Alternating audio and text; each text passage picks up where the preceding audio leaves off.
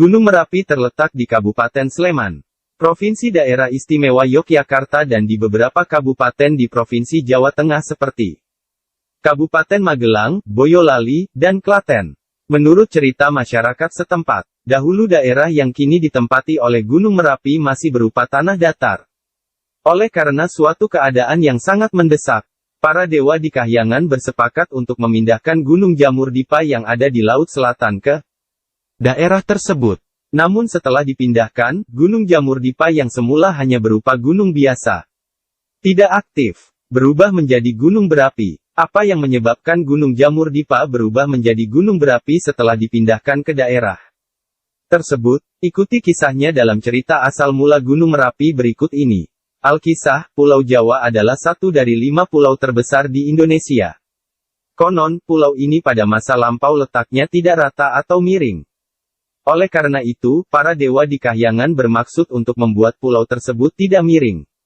Dalam sebuah pertemuan, mereka kemudian memutuskan untuk mendirikan sebuah gunung yang besar dan tinggi di tengah-tengah Pulau Jawa sebagai penyeimbang. Maka disepakatilah untuk memindahkan Gunung Jamur Dipa yang berada di Laut Selatan ke sebuah daerah tanah datar yang terletak di perbatasan Kabupaten Sleman Provinsi Daerah Istimewa Yogyakarta dan Kabupaten Magelang, Boyolali, serta Klaten Provinsi Jawa Tengah. Sementara itu, di daerah di mana Gunung Jamur Dipa akan ditempatkan terdapat 2 orang empu yang sedang membuat keris sakti. Mereka adalah Empu Rama dan Empu Pamadi yang memiliki kesaktian yang tinggi. Oleh karena itu, para dewa terlebih dahulu akan menasehati kedua empu tersebut agar segera pindah ke tempat lain, sehingga tidak tertindih oleh gunung yang akan ditempatkan di daerah itu. Raja para dewa, Batara Guru pun segera mengutus Batara Narada dan Dewa Penyarikan beserta sejumlah pengawal dari Istana Kahyangan untuk membujuk kedua empu tersebut. Setiba di tempat itu, utusan para dewa langsung menghampiri kedua empu tersebut yang sedang sibuk menempa sebatang besi yang dicampur dengan bermacam-macam logam.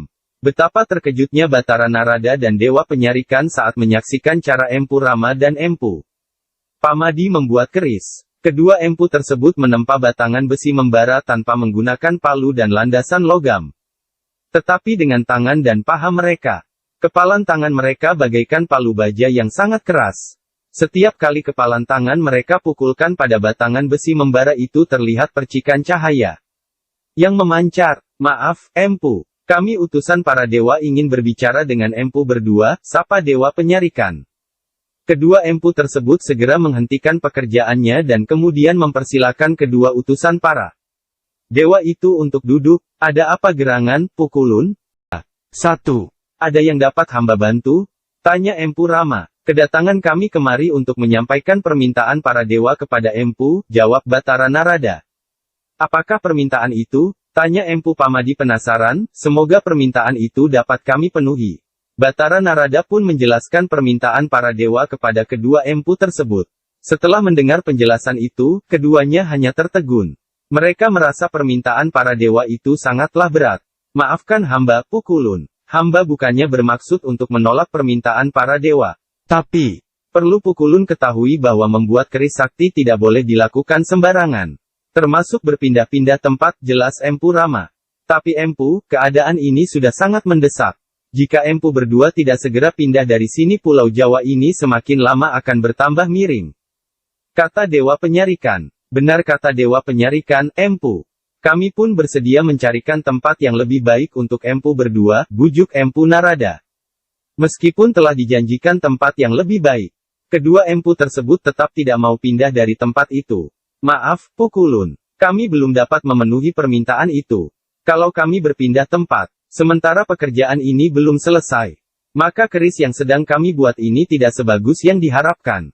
Lagi pula, masih banyak tanah datar yang lebih bagus untuk menempatkan Gunung Jamur Dipa itu, kata Empu Pamadi.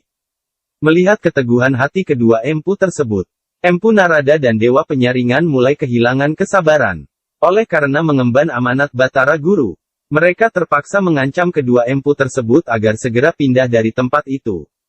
Wahai, Empu Rama dan Empu Pamadi, jangan memaksa kami untuk mengusir kalian dari tempat ini, ujar Batara Narada.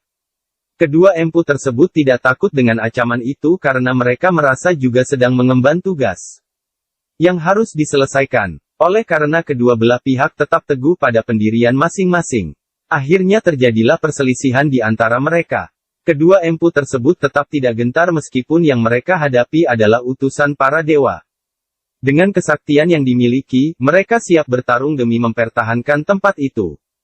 Tak ayal pertarungan sengit pun tak terhindarkan. Meskipun dikeroyok oleh dua dewa beserta bala tentaranya, kedua empu tersebut berhasil memenangkan pertarungan itu.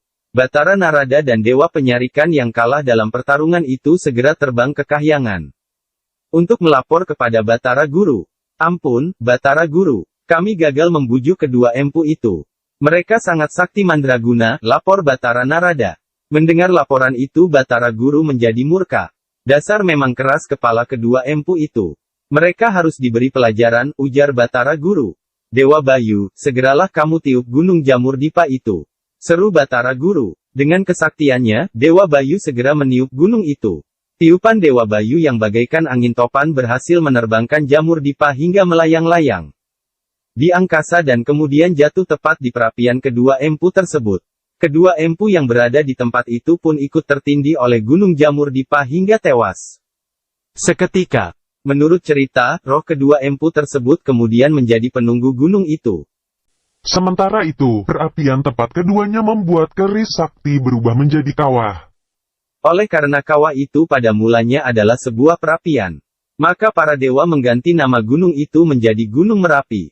Demikian cerita asal mula Gunung Merapi dari Provinsi Yogyakarta dan Jawa Tengah, Indonesia. Hingga saat ini, kawah Gunung Merapi tersebut masih aktif dan sering mengeluarkan lahar disertai dengan hembusan awan panas. Sejak tahun 1548, gunung berapi ini sudah meletus sebanyak kurang lebih 68 kali. Gunung Merapi kembali meletus dan mengakibatkan ribuan warga mengungsi. Ratusan rumah hancur, serta puluhan orang meninggal dunia, termasuk Mbah Marijan, juru kunci Gunung Merapi. Adapun pesan moral yang dapat dipetik dari cerita atas adalah bahwa orang yang tidak mau mendengar nasihat akan mendapatkan celaka seperti halnya Empu Rama dan Empu Pamadi. Oleh karena enggan mendengar nasihat para dewa, akibatnya mereka tewas tertindih Gunung Jamur Dipa.